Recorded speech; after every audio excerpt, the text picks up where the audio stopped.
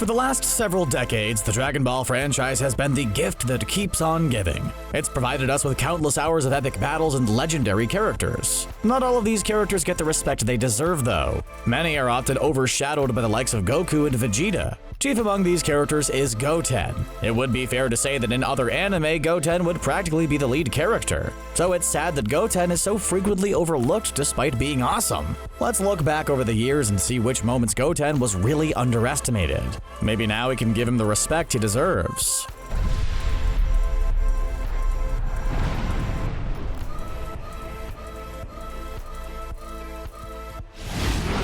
Gohan's life as a warrior started with some intense training sessions with Piccolo. The Namekian wasn't so much a CrossFit guy as a runaway from the dinosaur guy. So it's fair to say that any training Gohan did from then on was pretty relaxed by comparison. That being said, he didn't quite think that his training was appropriate for his little brother. He probably still has flashbacks from Sensei Piccolo punching him in the face. Little did he know that Goten was more than capable of keeping up with his older brother. Gohan was doing some Super Saiyan exercises when Goten offered to join him. Gohan laughed this off until Goten showed that he had already achieved the Super Saiyan form. This shocked Gohan to the bone. It took Gohan training with Goku in the hyperbolic time chamber to achieve Super Saiyan status. Back then, it was incredibly impressive that someone so young had achieved such an incredible power level. He then shocked everyone even more by being the one to defeat Cell instead of his father or Vegeta.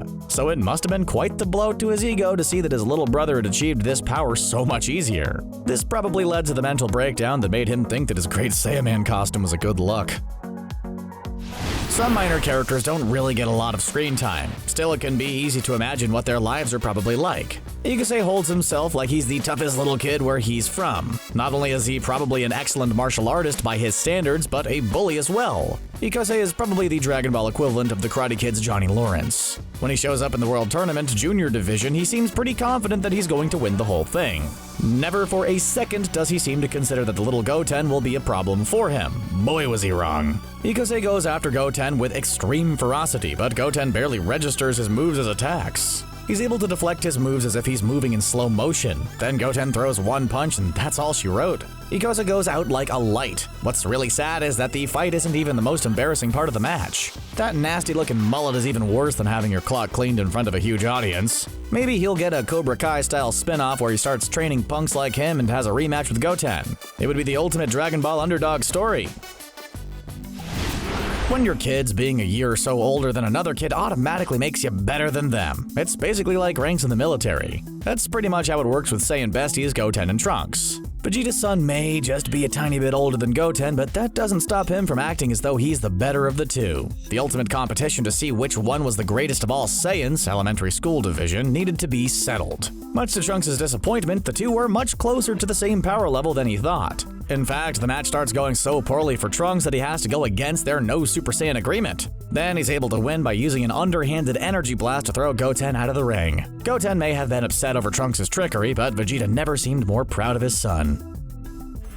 A lot of kids love the little rascals. Those troublesome children get into a lot of hijinks. One of their most treasured comedic bits is to pose as an adult by standing on each other's shoulders under an overcoat. This is exactly how Trunks and Goten cheat their way into the adult tournament. They disguise themselves as the mysterious Mighty Mask and go up against the dangerous android 18. 18's really not one to ever consider anyone a threat. She pretty much holds every enemy with the same disdain, so she was pretty shocked when Mighty Mask proved himself to be a worthier opponent than she expected. When the mysterious martial artist appeared to go Super Saiyan, that's when 18 figured out something was up. She was able to deduce that Goten and Trunks were pulling a ruse and the two were disqualified. Though honestly, she should have figured it out long before that. Goten's eyes were visible through slits in Mighty Mask's shirt. What, did she just think he had natural chest eyes? Dr. Shiro would be so ashamed. Arrogance must be a mandatory class at the Frieza Force Academy. Every soldier we've seen from Captain Ginyu to Kui seems to be of the opinion that they are the baddest of the bad. It's almost comical how quickly they're all proved wrong. The soldiers Abo and Kato are no different. They go up against Kid Saiyans Trunks and Goten with the impression that they'll be no challenge. Like all of the unfortunate Frieza Force soldiers before them, they severely underestimated their enemy. To be fair, Abo and Kato both took over Frieza's role as the ultimate evil in the universe. They were also able to defeat Vegeta's loser brother Tarble, who is basically the Scrappy-Doo of the franchise. Goten and Trunks proved to be a more than capable team worthy enough to defeat the pair. They have to go so far as to use their special move just to avoid losing everything. The two combine into Akka, but are surprised when their enemies combine into Gotenks in response. Goku ends up being the one who takes the new enemy down because, of course, he has to have all the attention. Still, they went from replacing Frieza as the scourge of the universe to getting beaten up by kids. Man, it's pretty sad. When Gohan was a kid, Chi-Chi was very against him being a warrior. She had this insane idea that her 5-year-old son should be studying instead of training to destroy a pair of space pirates. Who was their children in kindergarten instead of out chasing giant dinosaurs? So when it came to parenting Goten, she surprisingly had a much more warrior-friendly philosophy. She actually trained the boy herself with a boot camp so harsh that even Piccolo would be proud. It's the sort of thing that really makes you wonder what her childhood with the Ox King was like. Though it's probably smart of her to ditch the hats with animal spikes on them. That just is not a really good look. As hard as she pushed the boy, he still surprised her. During an intense training session, Goten shocked her by showing a glimpse of his Super Saiyan power. Seeing as it took Goku decades of training to achieve this power, it's quite surprising that Goten was able to get there so young. Maybe Chi-Chi's actually the best trainer in the entire Dragon Ball universe. Even King Kai, Roshi, and Piccolo weren't able to get their Saiyan pupils to achieve that power level. She really should get a lot more credit.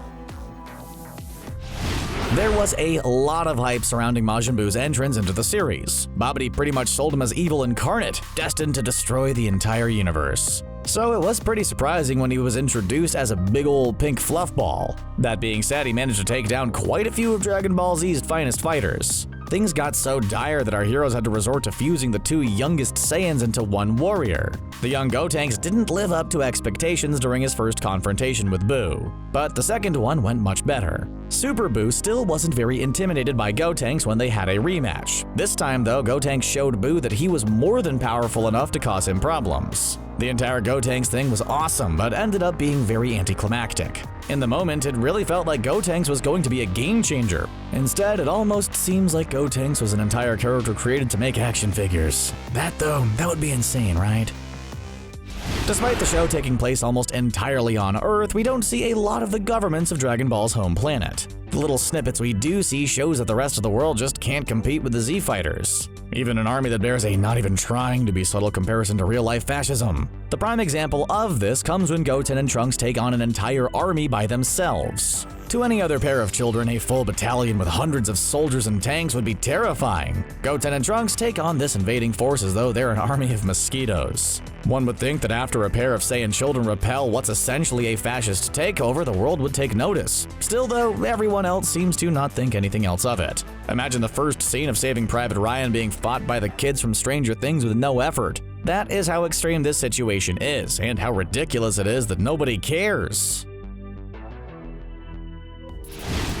The Dragon Ball Earth has all sorts of monsters and beasts lurking around every corner. It's basically like Hogwarts from Harry Potter except a giant world instead of a school for kids. Much like Harry Potter, while our two favorite Saiyan kiddos were doing a perfectly innocent task, they were attacked. They were attacked by a gigantic snake that just so happened to live there. Evidently, this is just a normal thing in this universe. There wasn't a single beware of giant snakes sign to be seen. At least at Hogwarts, when people are attacked by giant snakes, it's sort of a big deal. Sure, it's fine to keep the school open when a few kids get attacked, but when it happens during finals week, they shut it down. While the snakes certainly thought it was getting an easy meal, it proved no match for Trunks and Goten. They were able to take it down and probably chalked it up to one more traumatizing aspect of their weird childhoods. Dragon Ball GT didn't get off to a great start. Considering which fan you talk to, it never really had a great anything. It began as a more trivial adventure story that tried to recapture the feeling of the original Dragon Ball. Modern fans weren't super happy as Dragon Ball Z's greater action emphasis had proven more popular. So the series pivoted in what is considered one of the show's better arcs. The Baby arc is sort of like the Frieza saga and Cell saga thrown into a blender with Invasion of the Body Snatchers. They basically had an intergalactic version of Cell named Baby attack the Earth. Baby comes to Earth and starts taking over our heroes to pit them against each other. One of the best confrontations came when Gohan realized Goten wasn't himself. They flew off to one of the designated battlefields with plenty of mountains to blow up and had it out. Gohan obviously didn't consider baby Goten much of a threat. This changed real quick when it went full Super Saiyan immediately and blasted him out of the sky. Gohan eventually gave baby his all, but didn't realize he'd been played into the villain's hand. And there you have it, the 10 times someone severely underestimated our dear Goten in Dragon Ball. Which moment was your favorite? Any good ones we missed? Let us know in the comments and don't forget to like and subscribe.